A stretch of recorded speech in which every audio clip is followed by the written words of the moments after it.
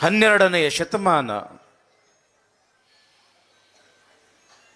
ಈ ಭರತಖಂಡದಲ್ಲಿ ಧಾರ್ಮಿಕವಾದ, ಸಾಮಾಜಿಕವಾದ, ಆರ್ಥಿಕವಾದ ಅದ್ಭುತವಾಗಿರ್ತಕ್ಕಂಥ ಕ್ರಾಂತಿಯನ್ನು ಮಾಡಿರ್ತಕ್ಕಂಥ ಕಾಲ ಅದು ಕಲ್ಯಾಣ. ಕಲ್ಯಾಣದ ನಾಡಿನಲ್ಲಿ ಪ್ರಧಾನಮಂತ್ರಿಯಾಗಿ ಸತ್ಯ ಶುದ್ಧ ಕಾಯಕವನ್ನು ಮಾಡ್ತಾ ನಿತ್ಯವೂ 196,000 ಗಣಗಳಿಗೆ ದಾಸೋಹವನ್ನು ಮಾಡ್ತಾ ಯಾವುದೇ ರೀತಿಯ ಜಾತಿ ಭೇದ ಭಾವ ಮಾಡದೆ, ಅಲ್ಲಿ ವರ್ಗಭೇದ ಇಲ್ಲ, ವರ್ಣಭೇದ ಇಲ್ಲ, ಲಿಂಗಭೇದ ಇಲ್ಲ, ಮೇಲು ಕೀಳು ಬಡವ ಶ್ರೀಮಂತ ಎಂಬತಕ್ಕಂಥ ಯಾವ ಭೇದ ಭಾವ ಇಲ್ಲದೆ ಎಲ್ಲರೂ ಕೂಡ ಪರಮಾತ್ಮನ ಮಕ್ಕಳು ಎಂಬತಕ್ಕಂಥ ಐಕ್ಯತೆ ಭಾವದಿಂದ ಬದುಕ್ತಕ್ಕಂಥವನು ವಿಶ್ವಗುರು ಬಸವಣ್ಣ.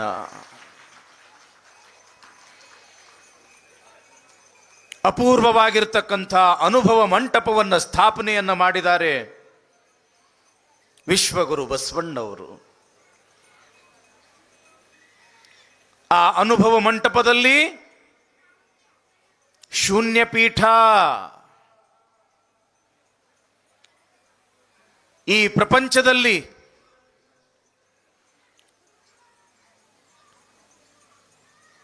ಒಂದು ಐತಿಹಾಸಿಕ ಒಂದು ಘಟನೆ. ಅದು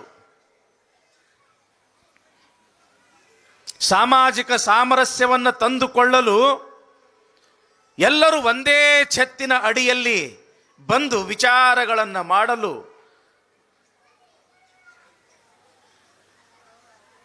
ಬಹಳ ಅದ್ಭುತವಾಗಿರ್ತಕ್ಕಂಥ ಕಲ್ಪನೆಯೊಂದಿಗೆ ಸ್ಥಾಪಿಸಿರ್ತಕ್ಕಂಥದ್ದು ಅನುಭವ ಮಂಟಪ. ಇಡೀ ಜಗತ್ತಿನಲ್ಲಿಯೇ ಪ್ರಪ್ರಥಮವಾಗಿರ್ತಕ್ಕಂಥ ಸಂಸತ್ತು ಅದು.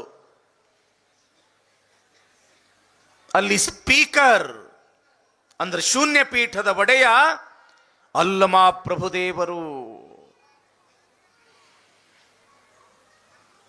ಭಕ್ತ ಮಹೇಶ ಪ್ರಸಾದಿ ಪ್ರಾಣಲಿಂಗಿ ಶರಣ ಐಕ್ಯ ಎಂಬತಕ್ಕಂಥ ತಾತ್ವಿಕವಾಗಿರ್ತಕ್ಕಂಥ 6 ಮೆಟ್ಟಲುಗಳುಳ್ಳ,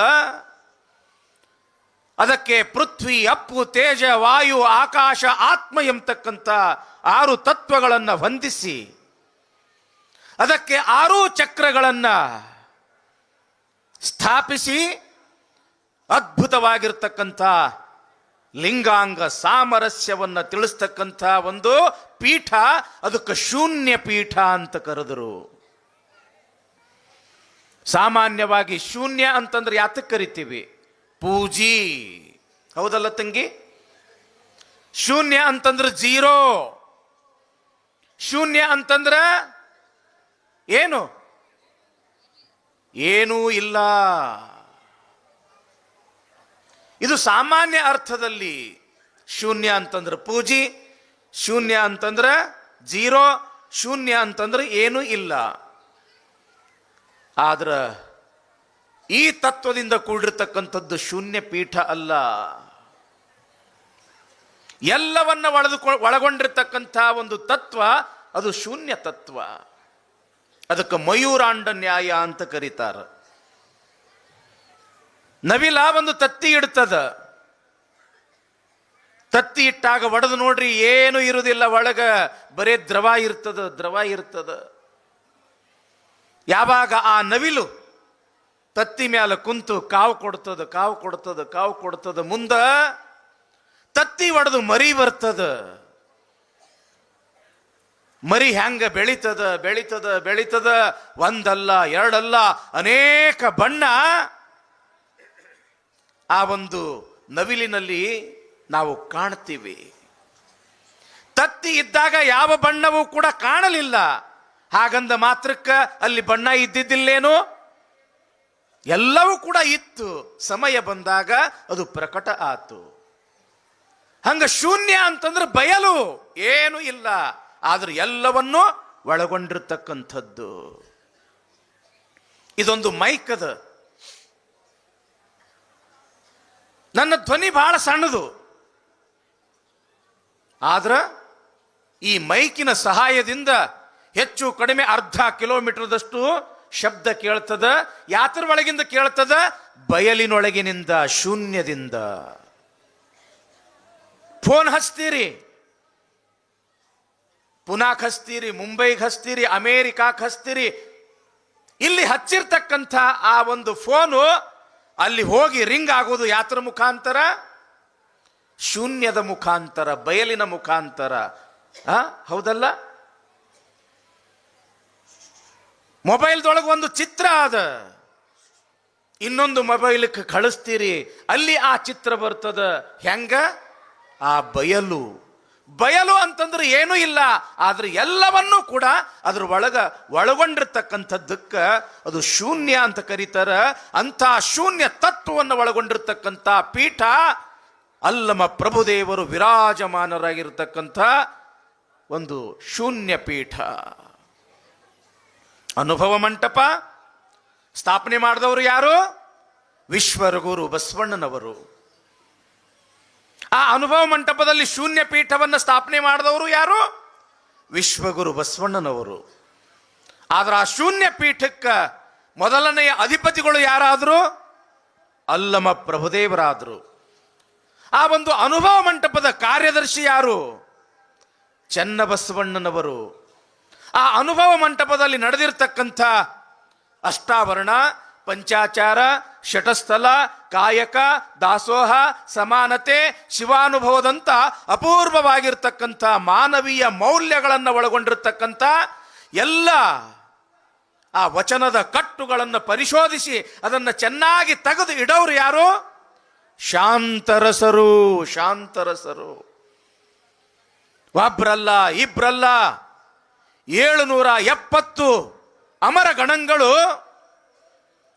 ಆ ಅನುಭವ ಮಂಟಪದಲ್ಲಿ ಇರ್ತಕ್ಕಂಥ ಆತ್ಮಜ್ಞಾನಿಗಳು, ಆತ್ಮ ಸಾಕ್ಷಾತ್ಕಾರವನ್ನು ಮಾಡಿಕೊಂಡಿರ್ತಕ್ಕಂಥ ಪುಣ್ಯಾತ್ಮರು. ತಂಗಿ, ಒಂದು ಮಾತು ಬಹಳ ಲಕ್ಷ್ಯ ಕೊಟ್ಟು ಕೇಳ್ರಿ. ಆತ್ಮ ಸಾಕ್ಷಾತ್ಕಾರವನ್ನು ಮಾಡಿಕೊಂಡಿರ್ತಕ್ಕಂಥ ಒಬ್ಬ ಮಹಾತ್ಮ 4-6 ಜಿಲ್ಲೆಗಳಲ್ಲಿ ಯಾವುದೋ ಒಂದು ಜಿಲ್ಲೆಯಲ್ಲಿ ಸಿಗ್ತಾರೆ. ಬಹಳ ಆದ್ರೆ ಜಿಲ್ಲೆಗೆ ಒಬ್ರು ಸಿಗಬಹುದು ಅಂತ ನೀವು ತಿಳ್ಕೊಳ್ರಿ. 12ನೇ ಶತಮಾನ ಬಸವಣ್ಣನ ಆ ಕಲ್ಯಾಣದೊಳಗ ಏಕಕಾಲಕ್ಕೆ 770 ಮಂದಿ ಆತ್ಮ ಸಾಕ್ಷಾತ್ಕಾರ ಮಾಡಿಕೊಂಡಿರ್ತಕ್ಕಂಥ ಪುಣ್ಯಾತ್ಮರು ಇದ್ರು ಅಂತಂದ್ರ ಎಂಥದ್ದಿರಬಹುದು ಬಸವಣ್ಣನ ಕಲ್ಯಾಣ. ಈ 770 ಏನು ಶರಣೀಯರಿದ್ರು ಆ ಅನುಭವ ಮಂಟಪದಲ್ಲಿ ನಿತ್ಯ ಚರ್ಚೆಯಲ್ಲಿ ಭಾಗಿಯಾಗ್ತಕ್ಕಂಥವರು. ಅಷ್ಟೇ ಅಲ್ಲ, ಎಷ್ಟು ಮಂದಿ ಅನುಭವ ಮಂಟಪದ ಸದಸ್ಯರಿದ್ರು ಅಂತಂದ್ರ 1,96,000 ಮಂದಿ ಆಗಿನ ಕಾಲದೊಳಗ ಆ ಅನುಭವ ಮಂಟಪದ ಸದಸ್ಯರು. ಏನು ಬಸವಣ್ಣನ ಮಹಾಮನೆಯೊಳಗ ಪ್ರಸಾದ ಮಾಡಿ, ಏನು ಬಸವಣ್ಣನವರು ಕೊಡ್ತಕ್ಕಂಥ ಪಡಿಯನ್ನು ಸ್ವೀಕರಿಸಿ, ಬಸವಣ್ಣನವರ ನುಡಿಗಳನ್ನ ಆಲಿಸಿ, ಬಸವಣ್ಣನ ತತ್ವದ ಪ್ರಕಾರ ನಡ್ಕೊಂಡು ಈ ಜಗತ್ತಿನ ತುಂಬ ಬಸವ ತತ್ವವನ್ನ, ವೀರಶೈವ ಶಟಸ್ಥಲ ಸಿದ್ಧಾಂತವನ್ನ ಈ ಜಗತ್ತಿಗೆ ತಿಳಿಸಿರ್ತಕ್ಕಂಥ ಶ್ರೇಯಸ್ಸು 1,96,000 ಗಣಗಳಿಗೆ ಸಲ್ತದೆ ಅನ್ನೋದನ್ನ ನಾವು ಪ್ರತಿಯೊಬ್ಬರು ಕೂಡ ಯಾರು ಮರಿಬಾರದು. ಅದೊಂದು ಮಹಾನ್ ಕ್ರಾಂತಿಯ ಯುಗ. ಅದು ಬಹಳ ಅದ್ಭುತ, ಬಹಳ ಅದ್ಭುತ. ಹೀಗಾಗಿ ಯಾವ ರೀತಿಯಾಗಿ ಹರಿತಾ ಇರ್ತಕ್ಕಂಥ ನದಿಗಳೆಲ್ಲವೂ ಕೂಡ ಸಮುದ್ರದ ಕಡೆಗೆ ಮುಖ ಮಾಡಿ ಬರ್ತವೋ, ಹಾಗೆ ಜಗತ್ತಿನ ಎಲ್ಲ ದಾರ್ಶನಿಕರು, ತಾತ್ವಿಕರು ಯಾವ ಕಡೆಗೆ ಬಂದರು? ಬಸವಣ್ಣನ ಕಲ್ಯಾಣದ ಕಡೆಗೆ ಬಂದರು. ಕರ್ನಾಟಕ, ಮಹಾರಾಷ್ಟ್ರ, ಆಂಧ್ರ, ತಮಿಳುನಾಡು, ಕೇರಳ, ನಮ್ಮ ದೇಶ ಅಲ್ದೇನೆ ಈಗೇನು ನಾವು ಆಫ್ಘಾನಿಸ್ತಾನ್ ಅಂತ ಕರಿತೀವಿ,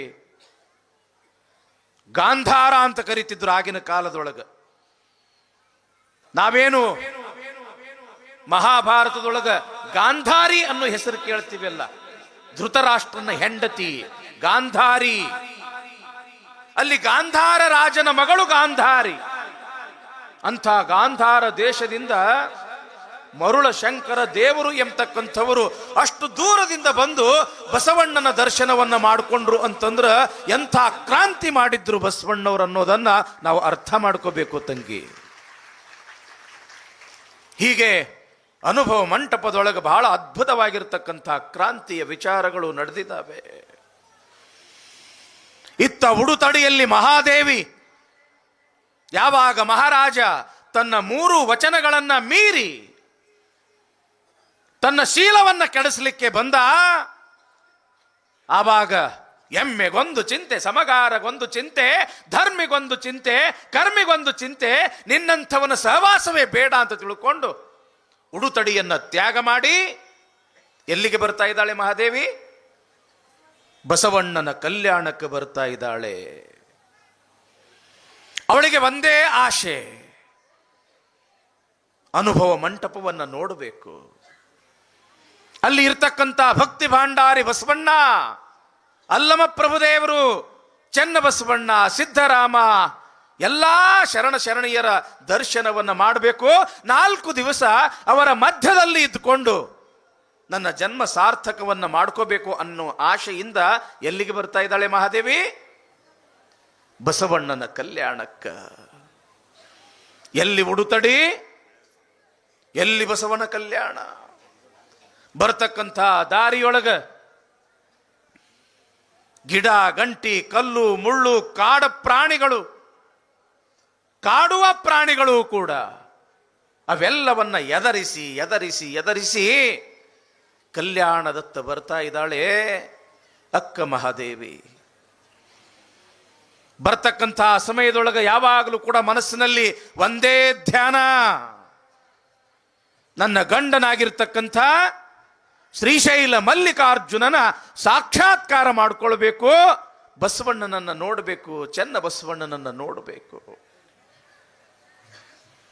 ಅಳಿಸಂಕುಳವೆ ಮಾಮರವೆ ಬೆಳದಿಂಗಳೇ ಕೋಗಿಲೆಯೇ ನಿಮ್ಮೆಲ್ಲರ ಒಂದೊಂದ ಬೇಡುವೆ ಎನ್ನೊಡೆಯ ಚೆನ್ನ ಮಲ್ಲಿಕಾರ್ಜುನನ ಕಂಡರೆ ಕರೆದು ತೋರಿರೆ ಕರೆದು ತೋರಿರೆ ಕರೆದು ತೋರಿರೆ.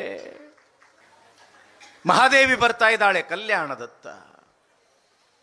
ಬರ್ತಕ್ಕಂಥ ದಾರಿಯೊಳಗ ನೋಡ್ರಿ ಎಷ್ಟೊಂದು ಶಿವಧ್ಯಾನ, ಶಿವನನ್ನ ಕಾಣುವ ಹಂಬಲ. ಅಳಿಸಂಕುಳವೆ ಮಾಮರವೆ ಬೆಳದಿಂಗಳೇ ಕೋಗಿಲೆಯೇ ನಿಮ್ಮೆಲ್ಲರ ಒಂದೊಂದ ಬೇಡುವೆ ಎನ್ನೊಡೆಯ ಚೆನ್ನ ಮಲ್ಲಿಕಾರ್ಜುನನ ಕಂಡರೆ ಕರೆದು ತೋರಿರೆ ಕರೆದು ತೋರಿರೆ. ಬೆಳಗಿನ ಜಾವ ಸೂರ್ಯೋದಯಕ್ಕೆ ಯಾವ ರೀತಿಯಾಗಿ ಆ ಒಂದು ಪುಷ್ಪ ಹೂವ ಅರಳುತ್ತದ, ಆ ಅರಳಿರ್ತಕ್ಕಂಥ ಹೂವಿನ ಹತ್ರ ಬಂದು ಒಂದು ದುಂಬಿ, ಒಂದು ಜೇನ್ನೊಣ ಆ ಹೂವಿನಲ್ಲಿ ಕುಂತು ಒಳಗಡೆ ಇರ್ತಕ್ಕಂಥ ಮಕರಂಧವನ್ನ ಕುಡಿತಾ ಇರೋದನ್ನ ನೋಡಿರ್ತಕ್ಕಂಥ ಅಕ್ಕ ಮಹಾದೇವಿ ಅಂತಾಳೆ, ಅಳಿಸಂಕುಳವೇ, ಹೇ ದುಂಬಿಯೇ, ಯಾವ ರೀತಿಯಾಗಿ ನೀನು ಮಕರಂಧ ಪ್ರಿಯಳೋ ನನ್ನ ಗಂಡನಾಗಿರ್ತಕ್ಕಂಥ ಚೆನ್ನ ಮಲ್ಲಿಕಾರ್ಜುನ ಕೂಡ ಭಕ್ತಿ ಪ್ರಿಯ ಭಕ್ತಿ ಪ್ರಿಯ. ಅಂಥ ಭಕ್ತಿ ಪ್ರಿಯನಾಗಿರ್ತಕ್ಕಂಥ ನನ್ನ ಗಂಡನನ್ನ ಹೇ ದುಂಬಿಯೇ ನೋಡಿ ಏನು ನೋಡಿ ಏನು, ಅಳಿಸಂಕುಳವೇ ಮಾಮರವೇ, ಹೇ ಮಾವಿನ ಗಿಡವೇ, ನೀನು ಫಲಗಳ ರಾಜ, ನಿನ್ನ ಫಲ ತಿಂದ್ರೆ ಸಾಕು ಎಷ್ಟೊಂದು ಆನಂದ, ಎಷ್ಟೊಂದು ಸಮಾಧಾನ, ಎಷ್ಟೊಂದು ತೃಪ್ತಿ. ನೀನು ಯಾವ ರೀತಿಯಾಗಿ ಬಳಲಿ ಬಂದ ಜನರಿಗೆ ನೆರಳನ್ನು ಕೊಡ್ತೀಯೋ, ಹಸಿದ ವ್ಯಕ್ತಿಗೆ ಹಣ್ಣನ್ನು ಕೊಟ್ಟು ಸಂತೃಪ್ತಿಯನ್ನ ಮಾಡ್ತೀಯೋ, ಹಾಗೆ ನನ್ನೊಡೆಯನಾಗಿರ್ತಕ್ಕಂಥ ಚೆನ್ನ ಮಲ್ಲಿಕಾರ್ಜುನನು ಕೂಡ ಮೋಕ್ಷ ಎಂಬತಕ್ಕಂಥ ಫಲವನ್ನ ಕೊಡ್ತಕ್ಕಂಥವನು, ಎಲ್ಲ ರೀತಿಯ ಆಶ್ರಯವನ್ನ ಕೊಡ್ತಕ್ಕಂಥವನು. ಅಂಥ ನನ್ನ ಗಂಡನನ್ನ ಹೇ ಮಾಮರವೇ ನೀ ನೋಡಿ ಏನು ನೋಡಿ ಏನು. ಬೆಳದಿಂಗಳೇ, ರಾತ್ರಿ ಹೊತ್ತು ಆನಂದದಿಂದ ಏನು ಆ ಬೆಳದಿಂಗಳ ಹಾಲು ಚೆಲ್ಲದಂಗ ಚೆಲ್ಲಿರ್ತದ, ಆ ಬೆಳದಿಂಗಳಿಗೆ ಕೇಳ್ತಾಳೆ ಮಹಾದೇವಿ, ಹೇ ಬೆಳದಿಂಗಳೇ, ಯಾವ ರೀತಿಯಾಗಿ ನೀನು ತಂಪನ್ನ ಕೊಟ್ಟು ಜಗತ್ತಿನ ಜನರಿಗೆ ಶಾಂತಿಯನ್ನ ಕೊಡ್ತಿ, ಹಾಗೆ ನನ್ನ ಗಂಡನಾಗಿರ್ತಕ್ಕಂಥ ಚನ್ನಮಲ್ಲಿಕಾರ್ಜುನನು ಕೂಡ ಅರಿವು ಎಂಬತಕ್ಕಂಥ ಬೆಳಕನ್ನು ಕೊಡ ಅವನು. ನೀ ಏನಾದರೂ ನನ್ನ ಗಂಡನನ್ನ ನೋಡಿಯೇನು? ಅಳಿ ಸಂಕುಳವೇ, ಮಾಮರವೇ, ಬೆಳದಿಂಗಳೇ, ಕೋಗಿಲೆಯೇ, ಮಾಮರ ತಳಿರನ್ನ ತಿಂದು ಕುಹು ಕುಹು ಕುಹು ಅಂತ ಸುನಾದವನ್ನ ಮಾಡ್ತಾ ಇರ್ತಕ್ಕಂಥ, ಆನಂದದಿಂದ ಹಾಡ್ತಾ ಇರ್ತಕ್ಕಂಥ ಹೇ ಕೋಗಿಲೆಯೇ, ಯಾವ ರೀತಿಯಾಗಿ ನೀನು ಸಂಗೀತ ಪ್ರಿಯಳೋ, ನನ್ನ ಗಂಡನಾಗಿರ್ತಕ್ಕಂಥ ಚನ್ನಮಲ್ಲಿಕಾರ್ಜುನನು ಕೂಡ ಓಂಕಾರ ಪ್ರಿಯ. ಅಂಥ ಓಂಕಾರ ಪ್ರಿಯನಾಗಿರ್ತಕ್ಕಂಥ ನನ್ನ ಗಂಡನನ್ನ ನೀ ನೋಡಿ ಏನು?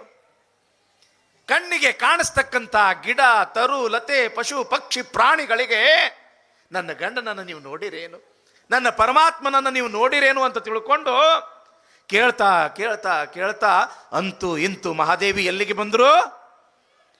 ಬಸವಣ್ಣನ ಕಲ್ಯಾಣಕ್ಕೆ ಬಂದೇ ಬಿಟ್ಟಳು ಮಹಾದೇವಿ. ಯಾವಾಗ ಆ ಬಸವ ಕಲ್ಯಾಣದ ಸೀಮೆಯನ್ನ ದಾಟಿ ಬರ್ತಾಳ, ಭಯ ಭಕ್ತಿಯಿಂದ ಆ ಬಸವ ಕಲ್ಯಾಣದ ಮಣ್ಣಿಗೆ ಹಣೆ ಮುಟ್ಟಿ ನಮಸ್ಕಾರ ಮಾಡ್ತಾಳ. ಯಾಕ? ಬಸವಾದಿ ಪ್ರಮಥರು ತುಳಿದಿರ್ತಕ್ಕಂಥ ಭೂಮಿ ಇದು.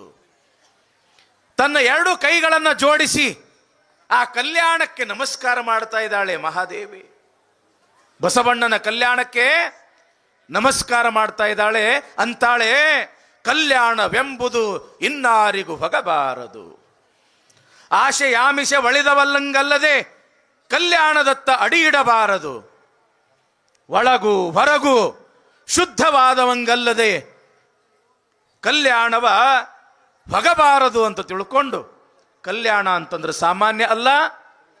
ಆ ಕಲ್ಯಾಣ ಅಂತಂದ್ರೆ ಅಂತರಂಗ ಮತ್ತು ಬಹಿರಂಗ ಎರಡೂ ಶುದ್ಧ ಇದ್ದವರಿಗೆ ಮಾತ್ರ ಇದು ಕಲ್ಯಾಣ ಅಂತ ತಿಳ್ಕೊಂಡು, ಆ ಚನ್ನಮಲ್ಲಿಕಾರ್ಜುನನ ಕೃಪೆಯಿಂದ ಪುಣ್ಯಕ ನಾನು ಅಂತರಂಗ ಬಹಿರಂಗ ಶುದ್ಧಳು ಅಂತ ತಿಳ್ಕೊಂಡು ಬಹಳ ಧನ್ಯತಾ ಭಾವದಿಂದ ಮಹಾದೇವಿ ಕಲ್ಯಾಣಕ್ಕೆ ಬರ್ತಾಳ.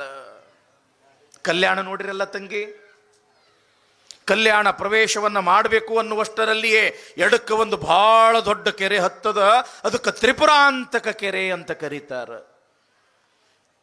ಅಲ್ಲಿ ತ್ರಿಪುರಾಂತಕೇಶ್ವರನ ದೇವಸ್ಥಾನ ಬಹಳ ಅದ್ಭುತ ದೇವಸ್ಥಾನ. ನೀವು ಕಲ್ಯಾಣಕ್ಕೆ ಹೋದ್ರಲ್ಲಿ ದರ್ಶನ ತಗೊಳ್ರಿ, ಬಹಳ ಪವಿತ್ರ ಕ್ಷೇತ್ರ ಅದು. ದೊಡ್ಡದಾಗಿರ್ತಕ್ಕಂಥ ಕೆರೆ, ಆ ಕೆರೆ ದಂಡೆಯಲ್ಲಿ ಕುಳಿತುಕೊಂಡು ಆನಂದದಿಂದ ಸ್ನಾನವನ್ನ ಮಾಡಿ ಅಪಾರವಾಗಿರ್ತಕ್ಕಂಥ ತನ್ನ ಕೂದಲುಗಳಿಂದ ಮೈಯನ್ನ ಮುಚ್ಚಿಕೊಂಡು ಅಂಗೈ ಒಳಗ ಲಿಂಗವನ್ನ ಹಿಡಿದು ಆನಂದದಿಂದ ಲಿಂಗ ಪೂಜೆಯನ್ನ ಮಾಡ್ತಾ ಇರತಕ್ಕಂಥ ಸಂದರ್ಭ. ಇದನ್ನ ನೋಡಿರ್ತಕ್ಕಂಥ ಒಬ್ಬ ಕಲ್ಯಾಣದ ಶರಣ ಓಡೋಡಿ ಓಡೋಡಿ ಓಡೋಡಿ ಅನುಭವ ಮಂಟಪಕ್ಕೆ ಬಂದ. ಶೂನ್ಯ ಪೀಠದ ಮೇಲೆ ಪ್ರಭುದೇವರು, ಅಕ್ಕ ಪಕ್ಕದಲ್ಲಿ ಬಸವಣ್ಣ, ಚನ್ನಬಸವಣ್ಣ, ಸಿದ್ದರಾಮ, 770 ಅಮರಗಣಗಳು. ಆ ಅನುಭವ ಮಂಟಪದ ಬಾಗಿಲಲ್ಲಿ ಬಂದಿರತಕ್ಕಂಥ ಆ ಶರಣ ಎಲ್ಲ ಶರಣರಿಗೆ ಕೈ ಜೋಡಿಸಿ ಬಸವಣ್ಣನವರನ್ನ ಕುರಿತು ಹೇಳ್ತಾನೆ, ಅಪ್ಪ ಭಕ್ತಿ ಭಾಂಡಾರಿ ಬಸವಣ್ಣ, ಕಲ್ಯಾಣದ ಭಾಗ್ಯ ಕೂಡಿ ಬಂದದ. ಯಾಕ ಅಂತಂದ್ರ ಉಡುತಡಿಯ ಮಹಾದೇವಿ ಕಲ್ಯಾಣಕ್ಕೆ ಬಂದಾಳ. ಉಡುತಡಿಯ ಮಹಾದೇವಿ ಕಲ್ಯಾಣಕ್ಕೆ ಬಂದಾಳ. ಇಷ್ಟನ್ನೋದೇ ತಡ ಎಲ್ಲರ ಲಕ್ಷ್ಯ ಆ ಶರಣನ ಆ ಶರಣನ ನುಡಿಯ ಕಡೆಗೆ. ಬಸವಣ್ಣವರಂದ್ರು, ಏನಪ್ಪ ಏನ್ ಹೇಳಕತ್ತಿ ನೀನು? ಉಡುತಡಿಯ ಮಹಾದೇವಿ ಕಲ್ಯಾಣಕ್ಕೆ ಬಂದಾಳ, ಕಲ್ಯಾಣದ ಪುಣ್ಯ ಕೂಡಿ ಬಂತಪ್ಪ. ಎಲ್ಲೆದಳ ಆ ತಾಯಿ? ತ್ರಿಪುರಾಂತಕ ಕೆರೆಯ ಬದಿಯಲ್ಲಿ ಆನಂದದಿಂದ ಶಿವಪೂಜೆಯನ್ನ ಮಾಡ್ತಾ ಇದ್ದಾಳೆ, ಲಿಂಗ ಪೂಜೆಯನ್ನ ಮಾಡಿಕೊಳ್ತಾ ಇದ್ದಾಳೆ. ಹಾಗಾದ್ರೆ ಓ ಶರಣರೇ, ಹೋಗಿ ಮೊದಲು ನನ್ನ ಮಗಳಾಗಿರ್ತಕ್ಕಂಥ ಆ ಮಹಾದೇವಿಯನ್ನ ಕರೆತನ್ನಿ ಅಂತ ತಿಳ್ಕೊಂಡು ಇಷ್ಟು ಹೇಳುವಷ್ಟರಲ್ಲಿ ಶೂನ್ಯ ಪೀಠದ ಅಧಿಪತಿಗಳಾಗಿರ್ತಕ್ಕಂಥ ಅಲ್ಲಮ ಪ್ರಭುದೇವರಂತರ, ಬಸವಣ್ಣ ಏನದು ಸದ್ದು? ಏನು ಅದು ಗುಜು ಗುಜು ಅಂತ ಮಾತನಾಡ್ತಾ ಇದ್ದೀರಿ? ಏನದು? ಏನಿಲ್ರಿ ಪ್ರಭುಗಳೇ, ನನ್ನ ಮಗಳಾಗಿರ್ತಕ್ಕಂಥ ಉಡುತಡಿಯ ಮಹಾದೇವಿ ಕಲ್ಯಾಣಕ್ಕೆ ಬಂದಾಳ ಅನ್ನೋ ಸುದ್ದಿ ಕೇಳಿ ಆ ತಾಯಿಯನ್ನ ಮೊದಲು ಕರ್ಕೊಂಡು ಬರ್ರಿ ಅಂತ ನಾನು ಹೇಳ್ತಾ ಇದ್ದೀನಿ. ಅವಸರ ಮಾಡಬೇಡ ಬಸವಣ್ಣ. ಈ ಕಲ್ಯಾಣಕ್ಕೆ ಬರಬೇಕಾಗಿತ್ತು ಅಂತಂದ್ರೆ, ಅದು ಕೂಡ ಅನುಭವ ಮಂಟಪಕ್ಕೆ ಬರಬೇಕಾಗಿತ್ತು ಅಂತಂದ್ರೆ ಅವರು ಎಷ್ಟರ ಮಟ್ಟಿಗೆ ಸಮರ್ಥರು ಎಂಬತಕ್ಕಂಥ ಒಂದು ಪರೀಕ್ಷೆ ಆಗಬೇಕು. ಆ ಪರೀಕ್ಷೆಯ ಆದ ನಂತರ ಯಾರೇ ಆಗಲಿ ಈ ಅನುಭವ ಮಂಟಪದಲ್ಲಿ ಭಾಗಿಯಾಗ್ತಕ್ಕಂಥದ್ದು. ಮನಸ್ಸಿನೊಳಗೆ ವಿಚಾರ ಮಾಡ್ತಾರಲ್ಲ ಮಹಾಪ್ರಭುದೇವರು, ಕಾಲ ಕಾಲದಿಂದಲೂ ಕೂಡ ಹೆಣ್ಣಿನ ಮೇಲೆ ಶೋಷಣೆ ನಡೀತಾನೇ ಅದೇ. ರಾಮಾಯಣ ಕಾಲಕ್ಕೆ ಅತ್ಯಂತ ಪತಿವ್ರತೆಯಾಗಿರ್ತಕ್ಕಂಥ ಸೀತೆಯನ್ನ ಒಂದಲ್ಲ ಎರಡಲ್ಲ 3 ಸಲ ಅಗ್ನಿ ಪರೀಕ್ಷೆಗೆ ಒಳಮಾಡ್ತು ಈ ಸಮಾಜ. ಮರ್ಯಾದಾ ಪುರುಷೋತ್ತಮ ಅನಿಸಿಕೊಂಡಿರ್ತಕ್ಕಂಥ ಶ್ರೀರಾಮಚಂದ್ರನಿದ್ದಾಗಲೂ ಕೂಡ ಸ್ತ್ರೀ ಶೋಷಣೆ ತಪ್ಪಲಿಲ್ಲ. ಯಾವಾಗ ಮಹಾಭಾರತ ಕಾಲ ಬಂತು, ದ್ರೌಪದಿಗೆ ಒಬ್ಬರಲ್ಲ ಇಬ್ಬರಲ್ಲ 5 ಮಂದಿ ಗಂಡಂದಿರು. ಹೀಗಿದ್ದಾಗೂ ಕೂಡ ತುಂಬಿದ ಸಭೆಯೊಳಗ ಆ ಒಂದು ದ್ರೌಪದಿಗೆ ವಸ್ತ್ರಾಪಹರಣ ಮಾಡತಕ್ಕಂಥ ಸಂದರ್ಭ ಬಂತು. ಅಲ್ಲಿಯೂ ಕೂಡ ಸ್ತ್ರೀ ಶೋಷಣೆ ತಪ್ಪಲಿಲ್ಲ. ಪುರುಷ ಪ್ರಧಾನವಾಗಿರ್ತಕ್ಕಂಥ ಈ ಸಮಾಜ ಮೊದಲಿಂದಲೂ ಕೂಡ ಹೆಣ್ಣನ್ನ ಕೀಳು ದೃಷ್ಟಿಯಿಂದ ನೋಡ್ಕೊಂತ ಬಂದಾರ. ಹೆಣ್ಣು ಅಂತಂದ್ರೆ ಮಕ್ಕಳನ್ನ ಹಡಿತಕ್ಕಂಥ ಯಂತ್ರ ಅಂತ ತಿಳ್ಕೊಂಡಾರ. ಹೆಣ್ಣು ಅಂತಂದ್ರ ತಮ್ಮ ಪಾದ ಸೇವೆಯನ್ನ ಮಾಡತಕ್ಕಂಥ ದಾಸಿ ಅಂತ ತಿಳ್ಕೊಂಡಾರ, ಆಳು ಅಂತ ತಿಳ್ಕೊಂಡಾರ. ಆದ್ರ ಹೆಣ್ಣಿನಲ್ಲಿ ಎಂಥ ಶಕ್ತಿ ಇರ್ತದ ಅನ್ನೋದನ್ನ ಈ ಮಹಾದೇವಿಯ ಮುಖಾಂತರ ಈ ಪ್ರಪಂಚಕ್ಕೆ ತೋರಿಸ್ಬೇಕು. ಬಸವಣ್ಣ ಅವಸರ ಮಾಡಬೇಡ. ಅಲ್ಲೇ ಇರ್ತಕ್ಕಂಥ ಕಿನ್ನರಿಯ ಬ್ರಹ್ಮಯ್ಯ ಹೆಸರು ಕೇಳಿರಿವಾ? ಕಿನ್ನರಿಯನ್ನ ನುಡಿಸ್ತಾ ಪರಮಾತ್ಮನ ಸಾಕ್ಷಾತ್ಕಾರವನ್ನ ಮಾಡಿ ಆ ಪರಮಾತ್ಮನಿಂದಲೇ ಪಡಿಯನ್ನ ಪಡೆದುಕೊಂಡಿರ್ತಕ್ಕಂಥವನು ಕಿನ್ನರಿಯ ಬ್ರಹ್ಮಯ್ಯ. ಅಂಥ ಒಬ್ಬ ಶರಣ, ವಯಸ್ಸಿನ ತರುಣ, ಸ್ಫುರದ್ರೂಪಿ. ಕಿನ್ನರಿಯ ಬ್ರಹ್ಮಯ್ಯನವರಿಗೆ ಹೇಳ್ತಾರೆ, ಬ್ರಹ್ಮಯ್ಯ ಉಡುತರೆಯ ಮಹಾದೇವಿ ಬಂದಾಳು. ಈ ಅನುಭವ ಮಂಟಪಕ್ಕೆ ಅವಳು ಬರಬೇಕಾಗಿತ್ತು ಅಂತಂದ್ರೆ ಅವಳು ಪರಿಶುದ್ಧಳೋ ಹೇಗೋ ಅಂತ ತಿಳ್ಕೊಂಡು ಪರೀಕ್ಷೆಯನ್ನ ಮಾಡಿ ಪರಿಶುದ್ಧಳಿದ್ದಲ್ಲಿ ಅವಳನ್ನು ಕರ್ಕೊಂಡು ಬರಬೇಕು, ಇಲ್ಲದೆ ಇದ್ದಲ್ಲಿ ಇಲ್ಲ. ಆಯ್ತು ಪ್ರಭುವೆ ಅಂತ ನಮಸ್ಕಾರ ಮಾಡಿ ಕಿನ್ನರಿಯ ಬ್ರಹ್ಮಯ್ಯನವರು ಹೋದರು. ಆನಂದದಿಂದ ಶಿವಪೂಜೆಯನ್ನು ಮಾಡ್ಕೊಂಡು ಕುಳ್ತಾ ಇರತಕ್ಕಂಥ ಆ ಮಹಾದೇವಿಯನ್ನ ನೋಡಿದ್ರು. ಅವರ ಮಹಾದೇವಿಯಲ್ಲಿರ್ತಕ್ಕಂಥ ಆ ಶಿವಕಳೆ, ಶಿವಚೈತನ್ಯ, ಅದ್ಭುತವಾಗಿರ್ತಕ್ಕಂಥ ಆ ಬ್ರಹ್ಮಚರ್ಯ ಸಾಧನೆಯನ್ನು ನೋಡಿ ತಾಯಿ ನೀನು ಬಹಳ ದೊಡ್ಡವಳು ಅಂತ ತಿಳ್ಕೊಂಡು ನಮಸ್ಕಾರ ಮಾಡ್ತಾರೆ. ಆವಾಗ ಅಕ್ಕ ಆ ಮಹಾದೇವಿ, ಅಯ್ಯ ಜನ್ಮ ಜನ್ಮಾಂತರದಲ್ಲೂ ಕಿನ್ನರಿಯ ಬ್ರಹ್ಮಯ್ಯನೇ ಸಹೋದರ ನನಗೆ ಅಂತ ತಿಳ್ಕೊಂಡು ನೀನೇ ನನ್ನ ಅಣ್ಣ, ನನಗ ಅನುಭವ ಮಂಟಪಕ್ಕೆ ಕರ್ಕೊಂಡು ಹೋಗು ಅಂದಾಗ ಅತ್ಯಂತ ಪ್ರೀತಿಯಿಂದ ಅನುಭವ ಮಂಟಪಕ್ಕೆ ಕರ್ಕೊಂಡು ಬರ್ತಾರ. ಯಾರು? ಕಿನ್ನರಿಯ ಬ್ರಹ್ಮಯ್ಯನವರು. ಅನುಭವ ಮಂಟಪ ನೋಡಿದಳು ಮಹಾದೇವಿ, ಕೈ ಮುಗಿದಳು, ಬಲಗಾಲ ಇಟ್ಟು ಹೆಂಗ ಒಳಗೆ ಬಂದಳು. ಒಳಗೆ ಬಂದ ತಕ್ಷಣ ಎಲ್ಲರೂ ಅವಳನ್ನ 2 ಹೆಜ್ಜೆ ಮುಂದೆ ಹೋಗಿ ಬರಮಾಡ್ಕೊಳ್ಬೇಕು ಅನ್ನುವಷ್ಟರಲ್ಲಿಯೇ ಅಲ್ಲಮ್ಮ ಪ್ರಭುದೇವರಂತರ ಸದ್ದು. ಎಲ್ಲರೂ ತಮ್ಮ ತಮ್ಮ ಸ್ಥಾನದಲ್ಲಿಯೇ ಕುಳಿತುಕೋಬೇಕು, ಯಾರು ಮೇಲೆ ಏಳಬಾರದು. ಇಲ್ಲಿ ಅಗ್ನಿ ಪರೀಕ್ಷೆ ನಡೀತದ. ಮಹಾದೇವಿ ಸಮರ್ಥಳೋ ಅಸಮರ್ಥಳೋ ಎಂಬತಕ್ಕಂಥದ್ದು ಒಂದು ಪರೀಕ್ಷೆ ನಡೀತದ. ಪರೀಕ್ಷೆಯೊಳಗ ಉತ್ತೀರ್ಣ ಆದಳು ಅಂತಂದ್ರೆ ನಿಮ್ಮೆಲ್ಲರ ಮಧ್ಯದಲ್ಲಿ ಮಹಾದೇವಿಗೆ ಸ್ಥಾನ ಇಲ್ಲದಿರೇ ಇಲ್ಲ. ಆಯ್ತು ಅಂತ ತಿಳ್ಕೊಂಡು ಕೈ ಜೋಡಿಸಿ ನಿಂತಾಳ. ಯಾರು? ಮಹಾದೇವಿ. ಅಲ್ಲಮ್ಮ ಪ್ರಭುದೇವರು ತನ್ನ ಎದುರುಗಡೆ ನಿಂತಿರ್ತಕ್ಕಂಥ ಆ ಮಹಾದೇವಿಗೆ ಕೇಳ್ತಾರ, ಉದ ಮದದ ಯೌವನವನೊಳಗೊಂಡ ಸತಿ ನೀನು ಇತ್ತಲೇಕೆ ಬಂದೆ ಯವ್ವ? ಸತಿ ಎಂದರೆ ಮುನಿವರು ನಮ್ಮ ಶರಣರು, ನಿನ್ನ ಪತಿಯ ಕುರುಹು ಹೇಳ ಅಲ್ಲದಿರೇ ತೊಲಗಾತಾಯೇ. ಮಹಾದೇವಿ ಏನವ ಇಂಥ ವಯಸ್ಸಿನೊಳಗ ನೀ ಅನುಭವ ಮಂಟಪಕ್ಕೆ ಬಂದಿ. ಎಂಥ ವಯಸ್ಸಿದು? ಉದ ಮದದ ಯೌವನ. ಅಗ್ದಿ ಉದ ಮದದ ಯೌವನ. ಯಾವಾಗ ಹುಡುಗರ ಆಗಲಿ ಹುಡುಗಿಯರ ಆಗಲಿ ಏನು 15-16 ವಯಸ್ಸಿನ ಏನು ಪ್ರಾಯ ಬರ್ತಿರ್ತದಲ್ಲ, ಆ ಪ್ರಾಯಕ್ಕೆ ಏನಂತ ಕರೆದ್ರು? ಉದ ಮದದ ಯೌವನ. ಆ ಯೌವನ, ಆ ಒಂದು ಕಾಲ ಏನದಲ್ಲ, ಅದು ಅತ್ಯಂತ ಸೂಕ್ಷ್ಮ ಅಂತಾರಲ್ಲಮ್ಮ ಪ್ರಭುದೇವರು. ಯಾಕ? ಸುಪ್ತವಾಗಿರ್ತಕ್ಕಂಥ ಇಂದ್ರಿಯಗಳು ಮೆಲ್ಲನೆ ಮೆಲ್ಲನೆ ಜಾಗೃತವಾಗಿ ಮೇಲೇಳತಕ್ಕಂಥ ಸಂದರ್ಭ ಅದು. ಅದಕ್ಕೆ ಉದ ಮದದ ಯೌವನ. ಸಾಮಾನ್ಯವಾಗಿ ಈ ವಯಸ್ಸಿನೊಳಗೆ ನಾವು ಮಠಕ್ಕೆ ಹೋಗಬೇಕು, ಪಾಠ ಕೇಳಬೇಕು, ಪ್ರವಚನ ಕೇಳಬೇಕು, ಗುರುಗಳ ಆಶೀರ್ವಾದವನ್ನು ಪಡ್ಕೊಳ್ಬೇಕು ಅನ್ನೋ ಭಾವನೆಗಳು ಬರುವುದಿಲ್ಲ. ಏನೇ ಇದ್ರೂ ಸಹಿತ ಸಿನಿಮಾಕ್ಕೆ ಹೋಗೋನು, ನಾಟಕ್ಕೆ ಹೋಗೋನು, ಒಂದಿಟ್ಟು ಪೇಟ್ಯಾಗ ತಿರುಗಾಡ್ಕೊಂತ ಬರೋನು, ಅವ್ರನ್ನ ಭೇಟಿಯಾಗೋನು, ಇವ್ರನ್ನ ಭೇಟಿನೇ ಆಗೋನು ಅಂತ ತಿಳ್ಕೊಂಡು ಇಂಥ ವಿಚಾರಗಳೇ ತಲೆಯಾಗ ಬರ್ತವ. ಯಾಕ ಅಂತಂದ್ರೆ ಯೌವನ ಅನ್ನೋದು ಪ್ರಾಪ್ತಿ ಆಗ್ತಿರ್ತದ. ಈ ಸಮಯ ಎಷ್ಟು ಒಳ್ಳೆಯದೋ ಅಷ್ಟೇ ಕೆಟ್ಟದ್ದು, ಎಷ್ಟು ಕೆಟ್ಟದ್ದು ಅಷ್ಟೇ ಒಳ್ಳೆಯದು. ಈ ಒಂದು ವಯಸ್ಸಿನೊಳಗೆ ಯಾರು ಕಾಲು ಜಾರ್ತಾರ ಮತ್ತೆ ನಿಂತ್ಕೊಳ್ಳೋದು ಬಹಳ ವಜ್ಜಿ ಆಗ್ತದ. ಈ ವಯಸ್ಸಿನೊಳಗೆ ಯಾರು ಇಂದ್ರಿಯ ನಿಗ್ರಹಗಳನ್ನು ಮಾಡಿಕೊಂಡು ಆಚಾರ ವಿಚಾರ ಸಂಪನ್ನರಾಗಿ ಇರ್ತಾರ, ಅವರು ಕೊನೆಯವರೆಗೂ ಕೂಡ ಬಹಳ ಒಳ್ಳೆಯವರಾಗಿ ಈ ಸಮಾಜದೊಳಗೆ ಬದುಕ್ತಾರ. ಉದ ಮದದ ಯೌವನ. ಯಾವಾಗ ಬೆಳಗಿನ ಜಾವ ನೋಡ್ರಿ, ಪೂರ್ವ ದಿಕ್ಕಿನೊಳಗ ಸೂರ್ಯ ಹೆಂಗ ಉದಯ ಆಗ್ತಿರ್ತಾನ ನೋಡಿರೇನು? ಕೆಂಪಗ ಇರ್ತಾನ.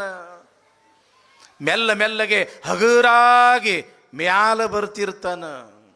ಹಂಗ ಯಾವಾಗ 15-16 ಪ್ರಾಯ ಬಂತೋ, ಆ ಸೂರ್ಯ ಮೇಲೆ ಏಳುವ ಹಾಗೆ ನಮ್ಮಲ್ಲಿ ಇರ್ತಕ್ಕಂಥ ಆ ಇಂದ್ರಿಯಗಳು, ಸುಪ್ತವಾಗಿರ್ತಕ್ಕಂಥ ಇಂದ್ರಿಯಗಳು ಜಾಗೃತವಾಗ್ತಕ್ಕಂಥ ಸ್ಥಾನ ಅದು, ಸಮಯ ಅದು.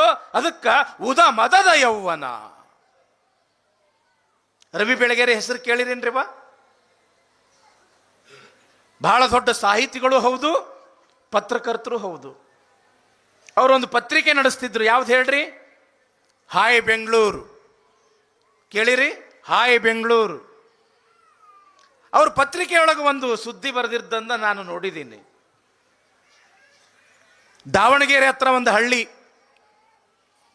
SSLC ಮತ್ತು PUC ಓದತಕ್ಕಂಥ ಹುಡುಗ ಹುಡುಗಿಯರು. ದಾವಣಗೆರೆಯಾಗ ಒಂದು ಸಿನಿಮಾ ಬಂತು. ಯಾವ್ದು ಹೇಳ್ರಿ? ಚೆಲುವಿನ ಚಿತ್ತಾರ. ಕೇಳಿರನಿಲ್ಲ ಹೆಸರು? ಚೆಲುವಿನ ಚಿತ್ತಾರ. ಅಗ್ದಿ ಸಣ್ಣ ವಯಸ್ಸಿನ ಹುಡುಗ ಹುಡುಗಿ ಪ್ರೀತಿ ಮಾಡಿ ಊರು ಬಿಟ್ಟು ಪ್ಯಾಟ್ಯಾಗ ಹೋಗಿರ್ತಕ್ಕಂಥ ಏನೋ ಒಂದು ಕಥೆ ಬರ್ತದಂತ ನಾನು ಕೇಳಿದ್ದೀನಿ. ಸಣ್ಣ ವಯಸ್ಸಿನ ಹುಡುಗ ಹುಡುಗಿಯರು ಆ ಸಿನಿಮಾ ನೋಡಿ, ಆ ದಾವಣಗೆರೆ ಹತ್ತಿರ ಇರ್ತಕ್ಕಂಥ ಒಂದು ಹಳ್ಳಿಯ ಹುಡುಗ ಹುಡುಗಿಯರು ದಿವಸ ಅವರು ನಿತ್ಯನೂ ಕೂಡ ಶಾಲೆ ಕಾಲೇಜಿಗೆ ದಾವಣಗೆರೆಗೆ ಬರ್ತಿದ್ರು.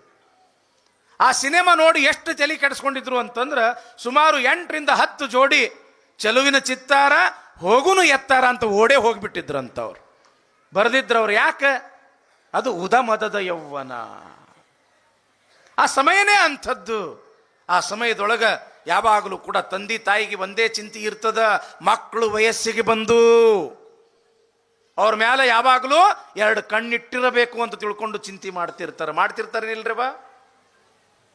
ಅದಕ್ಕೆ ಇಲ್ಲಿ ಅಲ್ಲಮ ಪ್ರಭುದೇವರಂತರ, ಉದ ಮದದ ಯೌವನವನ್ನೊಳಗೊಂಡ ಸತಿ ನೀನು ಇತ್ತಲೇಕೆ ಬಂದೆ ಯವ್ವ. ಏನವ ಮಹಾದೇವಿ, ಇಂಥ ಹರೆಯದ ವಯಸ್ಸಿನೊಳಗ ಗಂಡ ಮನೆ ಮಕ್ಕಳು ಸಂಸಾರ ಅಂತ ತಿಳ್ಕೊಂಡು ಅಲ್ಲಿ ಇರ್ತಕ್ಕಂಥವಳು ನೀನು ಇತ್ತಲೇಕೆ ಬಂದೆಯವ್ವ. ಉದಮದದ ಯೌವನವನ್ನೊಳಗೊಂಡ ಸತಿ ನೀನು ಇತ್ತಲೇಕೆ ಬಂದೆಯವ್ವ. ಇತ್ತಲೇಕೆ ಅಂತಂದ್ರ ಈ ಅನುಭವ ಮಂಟಪದ ಕಡೆಗೆ ನೀ ಯಾಕೆ ಬಂದೆಯವ್ವ. ಸತಿ ಎಂದರೆ ಮುನಿವರು ನಮ್ಮ ಶರಣರು, ನಿನ್ನ ಪತಿಯ ಕುರುಹು ಹೇಳ ಅಲ್ಲದಿರೆ ತೊಲಗಾ ತಾಯೇ. ಸತಿ ಅಂತಂದ್ರೆ ಯಾರಿಗಂತೀರಿ ನೀವು? ಮದ್ವೆ ಆದವಳಿಗೆ. ಇಲ್ಲಿ ಅಲ್ಲಮ ಪ್ರಭುದೇವರು ಎಂಥ ಶಬ್ದ ಪ್ರಯೋಗ ಮಾಡ್ತಾರ, ಬಹಳ ಲಕ್ಷ್ಯ ಕೊಟ್ಟು ಕೇಳ್ರಿ. ಕನ್ಯೆ ಅನ್ಲಿಲ್ಲ, ಸತಿ ಅಂದ್ರು. ಅಂದ್ರ ಹೆಂಡತಿ, ಒಬ್ಬರ ಹೆಂಡತಿ ಆದವಳು ನೀನು, ಒಬ್ಬರ ಹೆಂಡತಿ ಆಗಿರ್ತಕ್ಕಂಥವಳು ನೀನು. ಈ ಕಡೆಗೆ ಯಾಕೆ ಬಂದಿಯವ್ವ ನೀನು? ಸತಿಯಂದರೆ ಮುನಿವರು ನಮ್ಮ ಶರಣರು. ಈ ಅನುಭವ ಮಂಟಪಕ್ಕೆ ಒಬ್ಬರಿಗೆ ಬರಲಿಕ್ಕೆ ಅವಕಾಶ ಇಲ್ಲ. ಮದುವೆ ಆಗ್ಯದ ಅಂದ ಬಳಕ ಗಂಡ ಹೆಂಡತಿ ಇಬ್ಬರು ಕೂಡಿ ಬರಬೇಕು. ಯಾಕ ಅಂತಂದ್ರ ಸತಿಪತಿಗಳೊಂದಾದ ಭಕ್ತಿ ಹಿತವಾಗಿಪ್ಪುದು ಶುಭಂಗೆ. ಇನ್ನೊಂದು ಅರ್ಥ ಏನು ಅಂತಂದ್ರ ಅನುಭವ ಮಂಟಪದೊಳಗ ಶರಣ ಸತಿ ಲಿಂಗಪತಿ ಅನ್ನೋ ಭಾವ ಇದ್ದವರಿಗೆ ಮಾತ್ರ ಅಲ್ಲಿ ಪ್ರವೇಶ. ಜಗತ್ತಿನ ಒಡೆಯನಾಗಿರ್ತಕ್ಕಂಥ ಆ ಪರಮಾತ್ಮ ಇಷ್ಟಲಿಂಗು ಸ್ವರೂಪದೊಳಗ ಅದಾನ. ಎದೆಯ ಮೇಲೆ ಇರ್ತಕ್ಕಂಥ ಇಷ್ಟಲಿಂಗುವೇ ನನ್ನ ಗಂಡ, ಆ ಇಷ್ಟಲಿಂಗಕ್ಕೆ ನಾನೇ ಹೆಂಡತಿ ಎಂಬತಕ್ಕಂಥ ಪರಿಜ್ಞಾನ ಇದ್ದವರು ಮಾತ್ರ ಅನುಭವ ಮಂಟಪದೊಳಗೆ ಬರಲಿಕ್ಕೆ ಅವಕಾಶ. ಅದಕ್ಕೆ ಇಲ್ಲಿ ಅಲ್ಲಮ ಪ್ರಭುದೇವರಂತರ ಸತಿಯಂದರೆ ಮುನಿವರು ನಮ್ಮ ಶರಣರು. ನಿನ್ನ ಪತಿಯ ಕುರು ಹೇಳ ಅಲ್ಲದಿರೆ ತೊಲಗಾತಾಯೇ. ಬರುದು ಬಂದಿದಿ, ಒಬ್ಬಳೇ ಬಂದಿದಿ. ನಿನ್ನ ಮದ್ವಿ ಆಗ್ಯದ ಅಂತ ಕೇಳೀನಿ. ಮದ್ವಿ ಆಗ್ಯದ ಅಂದ ಬಳಕ ಗಂಡ ಹೆಂಡತಿ ಇಬ್ರು ಕೂಡಿ ಬರಬೇಕಾಗಿತ್ತು. ನೀವೊಬ್ಬಳ ಬಂದಿ ಅಂದ ಬಳಕ ಈ ಶರಣ ಸಂಕುಲ ಒಪ್ಪುವುದಿಲ್ಲ. ನಿನ್ನ ಗಂಡ ಯಾರನ್ನೋದು ಮೊದಲು ಹೇಳು. ಹೇಳ್ದೆ ಅಂತಂದ್ರೆ ನಿನಗೆ ಇಲ್ಲಿ ಅವಕಾಶ ಅದ. ಇಲ್ಲಾದ್ರೆ ಬಂದ ದಾರಿಗೆ ಸುಂಕವಿಲ್ಲ ಅಂತ ತಿಳ್ಕೊಂಡು ನೀನು ವಾಪಸ್ ಹೋಗು ಅಂತ ತಿಳ್ಕೊಂಡು ಯಾವಾಗ ಅಲ್ಲಮ ಪ್ರಭುದೇವರು ಅಂದ್ರು, ವಿಶ್ವಗುರು ಬಸವಣ್ಣನವರ ಎದೆಯೊಳಗ ಹಂಗ ತಳಮಳ ಆತು. ನನ್ನ ಮಗಳು ಪಾಪ ಎಲ್ಲಿ ಉಡುತ್ತಡಿ, ಎಲ್ಲಿ ಕಲ್ಯಾಣ, ಬೆಂದು ಬೆಂದು ನೊಂದು ನೊಂದು ಈ ನನ್ನ ಕಲ್ಯಾಣಕ್ಕೆ ಬಂದಾಳ. ಬಾ ಮಗಳೇ ಅಂತ ಪ್ರೀತಿಯಿಂದ ಕರೆದು ಅದರ ಆತಿಥ್ಯವನ್ನ ಮಾಡೋದನ್ನ ಬಿಟ್ಟು, ನೀ ಯಾರು, ಇಂಥ ವಯಸ್ಸಿನಾಗ ಒಬ್ಬಳೇ ಬಂದಿಯಲ್ಲ, ನಿನ್ನ ಗಂಡ ಯಾರು ಹೇಳ್ದೆ ಅಂತಂದ್ರೆ ಬಾ, ಇಲ್ಲಾದ್ರೂ ಹೋಗು ಅಂತ ತಿಳ್ಕೊಂಡು ಎಷ್ಟು ಕಠೋರವಾಗಿ ಅಲ್ಲಮ ಪ್ರಭುದೇವರು ನುಡಿಯಾಕತ್ತಾರಲ್ಲ ಅಂತ ತಿಳ್ಕೊಂಡು ಪಾಪ ಬಸವಣ್ಣನವರಿಗೆ ಮನಸ್ಸಿಗೆ ಬಹಳ ನೋವಾತು ಅಂತ. ಆದ್ರೆ ಅಕ್ಕ ಹೆದರಲಿಲ್ಲ, ಮಹಾದೇವಿ ಹೆದರ್ಲಿಲ್ಲ. ನೀ ಯಾರು, ನಿನ್ನ ಗಂಡ ಯಾರು, ಇಲ್ಲಿಗೆ ಯಾಕೆ ಬಂದಿ ಅಂತ ತಿಳ್ಕೊಂಡು ಯಾವಾಗ ಪ್ರಭುದೇವರು ಕೇಳಿದ್ರು, ಆವಾಗ ಎಷ್ಟು ಉತ್ತಮವಾಗಿರ್ತಕ್ಕಂಥ ಉತ್ತರ ಕೊಡ್ತಾಳೆ ನೋಡ್ರಿ ಮಹಾದೇವಿ. ಆಡುವುದು, ಪಾಡುವುದು, ಹೇಳುವುದು, ಕೇಳುವುದು ಸರಸ ಸಮ್ಮೇಳನವಾಗಿಪ್ಪುದಯ್ಯ. ನೀ ಕೊಟ್ಟ ಆಯುಷ್ಯ ಉಳ್ಳ ನಕ್ಕರ ಲಿಂಗ ಸಂಗಿಗಳ ಸಂಘದಲ್ಲಿ ದಿನಗಳವೇನಯ್ಯ ಪ್ರಭುವೇ. ಯಪ್ಪ, ನೀ ಯಾರು, ಇಲ್ಲಿಗೆ ಯಾಕೆ ಬಂದಿ ಅಂತ ಕೇಳಕತ್ತಿಯಲ್ಲ, ಹೇಳುವುದಕ್ಕೂ ಕೇಳುವುದಕ್ಕೂ ನನ್ನ ಹತ್ರ ಏನೂ ಉಳಿದಿಲ್ಲ. ಯಾಕ? ಜೀವನದೊಳಗ ನಾ ಏನು ಯಾವ ನೋವನ್ನ ಅನುಭವಿಸಬಾರ್ದು ಆ ನೋವನ್ನ ಅನುಭವಿಸಿ ಇಲ್ಲಿಗೆ ಬಂದಿನಯ್ಯ ಪ್ರಭುದೇವರೇ. ಆಡುವುದು, ಪಾಡುವುದು, ಹೇಳುವುದು, ಕೇಳುವುದು ಸರಸ ಸಮ್ಮೇಳನವಾಗಿಪ್ಪುದಯ್ಯ. ತಗೊಂಡು ಏನು ಮಾಡೋದದ, ಏನು ಅರ್ಥ ಇಲ್ಲ ಅದ್ರೊಳಗ. ಆದ್ರ ಇಲ್ಲಿ ಯಾಕೆ ಬಂದಿನಿ ಅಂತಂದ್ರ ಲಿಂಗ ಸಂಗಿಗಳ ಸಂಘದಲ್ಲಿ ದಿನಗಳಿವೆನಯ್ಯ ಪ್ರಭುವೆ. ಒಬ್ರಲ್ಲ ಇಬ್ರಲ್ಲ ಅನೇಕ ಶರಣ ಶರಣಿಯರು ನೀವು ಲಿಂಗ ಸಂಘದಲ್ಲಿ ಸಂಘವನ್ನ ಕಳಿತಕ್ಕಂಥವರು. ನಿಮ್ಮ ಜೊತೆಗೆ ನಾನು ಒಂದಿಷ್ಟು ಸಮಯ ಕಳಿಬೇಕು, ಈ ಅನುಭವ ಮಂಟಪದ ಚರ್ಚೆಯಲ್ಲಿ 4 ದಿವಸ ಭಾಗಿಯಾಗಬೇಕು ಅಂತ ಬಂದಿನಿ ಅಂತ ಮಹಾದೇವಿ ಹೇಳಿದಳು. ಆವಾಗ ಪ್ರಭುದೇವರಂತಾರ, ಬಂದಿದೇನೋ ನಿಜ, ಆದ್ರ ನಿನ್ನ ಪತಿಯ ಕುರುಹು ಹೇಳು, ನಿನ್ನ ಗಂಡ ಯಾರನ್ನೋದು ಮೊದಲು ಹೇಳು. ಆವಾಗ ಅಕ್ಕ ಮಹಾದೇವಿ ಎಂಥ ಮಾತು ಹೇಳ್ತಾಳ ನೋಡ್ರಿ. ಹರನೇ, ನೀ ನನಗೆ ಗಂಡನಾಗಬೇಕೆಂದು ಅನಂತ ಕಾಲ ತಪಸಿದ್ದೆ ನೋಡ. ಹಸೆಯ ಮೇಲಣ ಮಾತ ಬೆಸಗೊಳ್ಳಲಟ್ಟಿದರೆ ಶಶಿಧರನ ಹತ್ತಿರಕ್ಕೆ ಕಳುಹಿದರು ಎಂಬವರು. ಭಸ್ಮವನೇ ಹೂಸಿ ಕಂಕಣವನೇ ಕಟ್ಟಿ ಚನ್ನಮಲ್ಲಿಕಾರ್ಜುನನೇ ತನಗೆ ತಾನಾಗಬೇಕೆಂದು.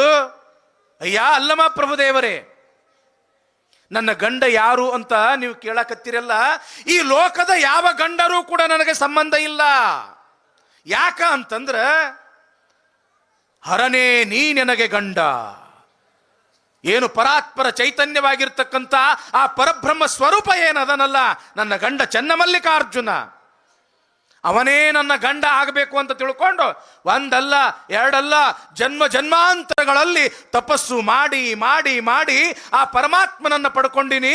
ಈ ಜಗತ್ತಿನ ಗಂಡರು ಯಾರೂ ಕೂಡ ನನ್ನ ಗಂಡರಲ್ಲ, ಜಗತ್ತಿನ ಗಂಡ ಆ ಪರಮಾತ್ಮನೇ ನನ್ನ ಗಂಡ. ಯಾವಾಗ ಪರಮಾತ್ಮನೇ ನನ್ನ ಗಂಡ ಅಂತ ತಿಳ್ಕೊಂಡು ಹೇಳಿದಳು, ಅಲ್ಲಿರ್ತಕ್ಕಂಥ ಒಂದಿಷ್ಟು ಜನರ ಮನಸ್ಸಿನೊಳಗೆ ಸಂಶಯ ಇತ್ತು. ಏನು ಸಂಶಯ ಇತ್ತು ಹೇಳ್ರಿ? ಮಹಾದೇವಿಯನ್ನ ಮದುವೆ ಮಾಡ್ಕೋಬೇಕು ಅಂತ ತಿಳ್ಕೊಂಡು ಅರಮನೆಗೆ ಕರೆದುಕೊಂಡು ಹೋಗಿರ್ತಕ್ಕಂಥವನು ಯಾರು? ಕೌಶಿಕ ಮಹಾರಾಜ. ನಾನು ನಿನ್ನೆ ಬಾಯಿ ತಪ್ಪಿ ಒಂದು ಸಂದರ್ಭದಲ್ಲಿ ಬಿಜ್ಜಳ ಮಹಾರಾಜ ಅಂತೆ ಅಂತ ಕಾಣಿಸ್ತದ, ಹೌದಲ್ರಿ ಬಾ? ದಯವಿಟ್ಟು ಕ್ಷಮಾ ಮಾಡ್ರಿ. ಯಾಕೆ ಸ್ವಲ್ಪ ಲಕ್ಷ ಇತ್ತಾಗ ಹೋತು ಅಂತಂದ್ರೆ ಸ್ವಲ್ಪ ವ್ಯತ್ಯಾಸ ಆಗ್ತದ, ಕ್ಷಮಾ ಮಾಡ್ರಿ. ಕೌಶಿಕ ಮಹಾರಾಜ ಮದುವೆಯನ್ನ ಮಾಡ್ಕೋಬೇಕು ಅಂತ ತಿಳ್ಕೊಂಡು ಅರಮನೆಗೆ ಕರೆದುಕೊಂಡು ಬಂದ. 3 ಮಾತುಗಳಿಗೆ ಒಪ್ಪಲಿಲ್ಲ. ಒಂದಿಷ್ಟು ಜನ ಏನು ತಿಳ್ಕೊಂಡಿದ್ರು, ಕೌಶಿಕನ ಜೊತೆಗೆ ಮದುವೆ ಆಗಿತ್ತು ಅಂತ ತಿಳ್ಕೊಂಡಿದ್ರು. ಒಂದಿಷ್ಟು ಜನ ಆಗಿರ್ಲಿಕ್ಕಿಲ್ಲ ಬಿಡು ಅಂತ ತಿಳ್ಕೊಂಡಿದ್ರು. ಇಲ್ಲಿ ಜನರ ಮನದಲ್ಲಿ ಇರ್ತಕ್ಕಂಥ ಸಂಶಯವನ್ನ ನಿವಾರಣೆ ಮಾಡಬೇಕು ಅನ್ನೋ ದೃಷ್ಟಿಯಿಂದ ಅಲ್ಲಮ ಪ್ರಭುದೇವರು ಇಂಥ ಕಠೋರವಾಗಿರ್ತಕ್ಕಂಥ ಪ್ರಶ್ನೆಗಳನ್ನ ಮಹಾದೇವಿಗೆ ಕೇಳ್ತಾ ಇದ್ದಾರೆ. ಮಹಾದೇವಿ, ನಿನ್ನ ಗಂಡ ಯಾರು ಅಂದ ಕೂಡಲೇ ಏನು ಹೇಳಿದಳು? ಹರನೇ, ನೀ ನನಗೆ ಗಂಡನಾಗಬೇಕೆಂದು ಅನಂತ ಕಾಲ ತಪಸ್ಸಿದ್ದೆ ನೋಡ. ಅನಂತ ಕಾಲ. ಮಹಾದೇವಿ ಅಂತಂದ್ರೆ ಸಾಮಾನ್ಯಳಲ್ಲ. ಯಾರು ಹೇಳ್ರಿ? ಪಾರ್ವತಿ. ಪಾರ್ವತಿಯ ಸಾತ್ವಿಕ ರೂಪವೇ ಧರೆಗಿಳಿದು ಮಹಾದೇವಿಯಾಗಿರ್ತಕ್ಕಂಥದ್ದು. ಯಾವಾಗ ಈ ರೀತಿಯಾಗಿ ಪರಮಾತ್ಮನೇ ನನ್ನ ಗಂಡ ಅಂತ ತಿಳ್ಕೊಂಡು ಹೇಳಿದಳು, ಆವಾಗ ಅಲ್ಲಮ ಪ್ರಭುದೇವರು ಒಂದು ಕಠಿಣವಾಗಿರ್ತಕ್ಕಂಥ ಪ್ರಶ್ನೆ ಕೇಳ್ತಾರೆ. ಏನದು? ತಪ್ಪು ಹೊರಸಿ ಹೊರಟಿಹೆನೆಂಬುದು ಸತ್ಯವೇ? ತನು ಸೀರೆಯ ನಳಿದು ನಿರ್ವಾಣವಾದಲ್ಲಿ, ಮನದ ಭ್ರಾಂತು ನಿಶ್ಚಯವಾದಲ್ಲಿ, ಕೇಶವೆಂಬ ಸೀರೆ ಅಂಗಕ್ಕೆ ಮರೆಯಾಯಿತ್ತು, ಅಪಮಾನವೆಂತೂ ಹರಿಯಿತ್ತು. ಇದು ನಮ್ಮ ಗುಹೇಶ್ವರ ಲಿಂಗಕ್ಕೆ ಸಲ್ಲದ ವೇಷ. ಮಹಾದೇವಿ, ಹುಟ್ಟಿರ್ತಕ್ಕಂಥ ಬಟ್ಟೆಗಳನ್ನು ಬೀಸಾಡಿ ನಿನ್ನ ಕೂದಲುಗಳಿಂದ ನಿನ್ನ ಮೈಯನ್ನು ಮುಚ್ಚಿಕೊಂಡು ಇಲ್ಲಿಯವರೆಗೆ ನೀನು ಬಂದಿದ್ದೀರಿ. ಇಲ್ಲಿ ಬರಬೇಕಾಗಿತ್ತು ಅಂತಂದ್ರೆ ಒಂದೇನೋ ಘಟನೆ ನಡೆದದಂತ ನಾನು ಕೇಳೀನಿ. ಅದಕ್ಕಂತಾರವರು ತಪ್ಪು ಹೊರಸಿ ಹೊರಟಿಹೇನೆಂಬುದು ಸತ್ಯವೇ. ಯಾರೋ ನಿನ್ನನ್ನು ಮದುವೆ ಮಾಡ್ಕೋಬೇಕು ಅಂತ ತಿಳ್ಕೊಂಡು ಅರಮನೆಗೆ ಕರೆದುಕೊಂಡು ಹೋಗಿದ್ದಾರೆ. ಅಲ್ಲಿ ನಡೆಯಬಾರದ ಒಂದು ಘಟನೆಯನ್ನು ನಡೆದು ಅದನ್ನು ತಿರಸ್ಕಾರ ಮಾಡಿ ನೀ ಈ ಕಡೆಗೆ ಬಂದಿ ಅಂತ ಕೇಳಿನಿ. ಇದು ಸತ್ಯ ಏನು? ಇದು ಖರೆ ಏನು? ತಪ್ಪು ಹೊರಸಿ ಹೊರಟಿಹೇನೆಂಬುದು ಸತ್ಯವೇ? ತನು ಸೀರೆಯ ನಳಿದು ನಿರ್ವಾಣವಾದಲ್ಲಿ, ಮನದ ಭ್ರಾಂತು ನಿಶ್ಚಯವಾದಲ್ಲಿ, ಕೇಶವೆಂಬ ಸೀರೆ ಅಂಗಕ್ಕೆ ಮರೆಯಾಯಿತ್ತು, ಅಪಮಾನವೆಂತೂ ಹರಿಯಿತ್ತು. ಆ ಒಂದು ಘಟನೆಯಿಂದ ನಿನಗೆ ವೈರಾಗ್ಯ ಬಂದು, ತ್ಯಾಗ ಬಂದು, ಹುಟ್ಟಿಕೊಂಡಿರ್ತಕ್ಕಂಥ ಬಟ್ಟೆಯನ್ನ ಬೀಸಾಡಿ ಕೂದಲುಗಳಿಂದ ನಿನ್ನ ಮೈಯನ್ನು ಮುಚ್ಚಿಕೊಂಡು ಬಂದಿದಿ. ಕೂದಲುಗಳಿಂದ ನಿನ್ನ ಮೈಯನ್ನು ಮುಚ್ಚಿಕೊಂಡು ಬಂದಿ ಅಂದ ಬಳಿಕ ನಿನ್ನ ಮೈ ಮೇಲೆ ಇನ್ನೂ ಮೋಹ ಇದ್ದಂಗದ ಅಲ್ಲ. ನೋಡ್ರಿ ಎಂತ ಕಠಿಣ ಪ್ರಶ್ನೆ ಕೇಳ್ತಾರ ಅವರು. ಒಮ್ಮ ತ್ಯಾಗವನ್ನ ಮಾಡಿ ಬಂದಿದೆ ಅಂದ ಬಳಿಕ ಆ ಶರೀರದ ಮೇಲೆ ನಿನಗೆ ಮೋಹ ಇರಬಾರ್ದಾಗಿತ್ತು, ಆಶೆ ಇರಬಾರ್ದಾಗಿತ್ತು, ಲಜ್ಜೆ ಇರಬಾರ್ದಾಗಿತ್ತು. ಆದರೂ ಕೂಡ ನಿನ್ನ ಕೂದಲುಗಳಿಂದ ಮೈ ಮುಚ್ಚಿಕೊಂಡು ಬಂದಿದೆಯಲ್ಲ, ಇನ್ನೂ ನಿನಗೆ ಶರೀರದ ಮೇಲೆ ಆಶೆ ಇದ್ದಂಗದ. ತನು ಸೀರೆಯ ನಳಿದು ನಿರ್ವಾಣವಾದಲ್ಲಿ, ಮನದ ಭ್ರಾಂತು ನಿಶ್ಚಯವಾದಲ್ಲಿ, ಕೇಶವೆಂಬ ಸೀರೆ ಅಂಗಕ್ಕೆ ಮರೆಯಾಯಿತ್ತು, ಅಪಮಾನವೆಂತೂ ಹರಿಯಿತ್ತು. ಇದು ಗುಹೇಶ್ವರ ಲಿಂಗಕ್ಕೆ ಸಲ್ಲದ ವೇಷ. ನಿನ್ನ ಅಂಗದ ಮೇಲೆ ಇನ್ನೂ ಮೋಹ ಅದ ಅಂದ ಬಳಿಕ ಮತ್ತ ಆ ಪರಮಾತ್ಮನ ಕೃಪೆ ಹೆಂಗಾಗಕ್ಕೆ ಸಾಧ್ಯ ಅದ? ಯಾಕ? ಅಂತರಂಗ ಬಹಿರಂಗ ಶುದ್ಧವಿದ್ದವರಿಗೆ ಪರಮಾತ್ಮನ ಒಲುಮೆ. ನಿನ್ನ ಬಹಿರಂಗದ ಮೇಲೆ ಇನ್ನೂ ಕೂಡ ನಿನಗ ಮೋಹ ಇದ್ದಂಗದಲ್ಲ ಅಂತ ತಿಳ್ಕೊಂಡು ಯಾವಾಗ ಇಂಥ ಕಠಿಣ ಪ್ರಶ್ನೆ ಕೇಳಿದ್ರು, ಪಾಪ ಬಸವಣ್ಣವ್ರ ಕಣ್ಣಾಗ ದಳದಳ ಅಂತ ನೀರು ಬಂದ್ಬಿಟ್ಟು ಅಂತ ದುಃಖ ಆತು ಅಂತ ಬಸವಣ್ಣವರಿಗೆ, ಅಲ್ಲಿರ್ತಕ್ಕಂಥ ಶರಣರಿಗೆ. ಬಳಲಿ ಬೆಂಡಾಗಿ ಬಂದಿರತಕ್ಕಂಥ ನನ್ನ ಮಗಳಿಗೆ ಪ್ರೀತಿಯಿಂದ ಕರೆದು ಉಪಚಾರವನ್ನ ಮಾಡುವುದನ್ನು ಬಿಟ್ಟು ಮೈ ಮೇಲೆ ಇರ್ತಕ್ಕಂಥ ಬಟ್ಟೆ ಎಲ್ಲ ತೆಗೆದು ಒಗದಿ ನಿಜ, ಆದ್ರೆ ಕೂದಲುಗಳಿಂದ ಮೈಯರ ಯಾಕೆ ಮುಚ್ಚಿಕೊಂಡು ಬಂದಿ? ಇನ್ನೂ ಶರೀರದ ಮೇಲೆ ನಿನಗೆ ಮೋಹ ಇದ್ದಂಗೆ ಐತಿಲ್ಲ ಅಂತ ತಿಳ್ಕೊಂಡು ಇಂಥ ಕಠೋರವಾಗಿರ್ತಕ್ಕಂಥ ಪ್ರಶ್ನೆ ಯಾವಾಗ ಕೇಳಿದ್ರು ಮಹಾದೇವಿಯನ್ನು ಧೈರ್ಯ ಗುಂದಲಿಲ್ಲ, ಅಧೈರ್ಯ ಆಗಲಿಲ್ಲ. ಬಹಳ ದಿಟ್ಟ ಹೆಣ್ಮಗಳು. ಯಾಕ ಈ ಕೇಶವೆಂಬ ಸೀರೆಯನ್ನ ನಾನು ಮುಚ್ಕೊಂಡು ಬಂದೆ ಅನ್ನೋದಕ್ಕೆ ಉತ್ತರ ಹೇಳ್ತಾಳ. ಎಂಥ ಮಾತು!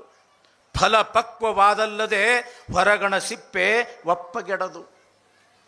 ಕಾಮನ ಮುದ್ರೆಯ ಕಂಡು ನಿಮಗೆ ನೋವಾದಿತ್ತೆಂದು ಆ ಭಾವದಿಂದ ಮುಚ್ಚಿದೆ ಎಲ್ಲದೆ ಕಾಡದಿರಣ್ಣ ಚೆನ್ನ ಮಲ್ಲಿಕಾರ್ಜುನ ದೇವನ ಒಳಗಾಗಿದವಳ. ಅಯ್ಯ ಪ್ರಭುದೇವರೇ, ಈ ಕೂದಲುಗಳಿಂದ ಮೈ ಆದ್ರೂ ಕೂಡ ಯಾಕೆ ಮುಚ್ಕೊಂಡು ಬಂದಿ ಅಂತ ತಿಳ್ಕೊಂಡು ಕೇಳ್ತಿರಲ್ಲ. ಎಂಥ ಪ್ರಶ್ನೆ ಪ್ರಭುದೇವರೇ ಇದು. ಒಂದು ಹಣ್ಣು ಆಗ್ಯದ ಅನ್ನೋದಕ್ಕೆ ಸಾಕ್ಷಿ ಏನು? ಈಗೊಂದು ಸೇಬು ಹಣ್ಣು ಐತಿ ತಂಗಿ, ಅದು ಚಲೋ ಹಣ್ಣು ಆಗೈತಿ ಅನ್ನೋದಕ್ಕೆ ಸಾಕ್ಷಿ ಏನು? ಮ್ಯಾಲ ಬಣ್ಣ ಬಂದಿರ್ತದಲ್ಲ, ಹಳದಿನೋ ಕೆಂಪೋ. ಇವತ್ತು ಒಂದು ಮಾವಿನ ಫಲ ಚೆನ್ನಾಗಿ ಫಲ ಆಗ್ಯದ ಅನ್ನೋದಕ್ಕೆ ಏನು ಸಾಕ್ಷಿ? ಮ್ಯಾಲ ಬಣ್ಣ ಬದಲಾಗಿರ್ತದ.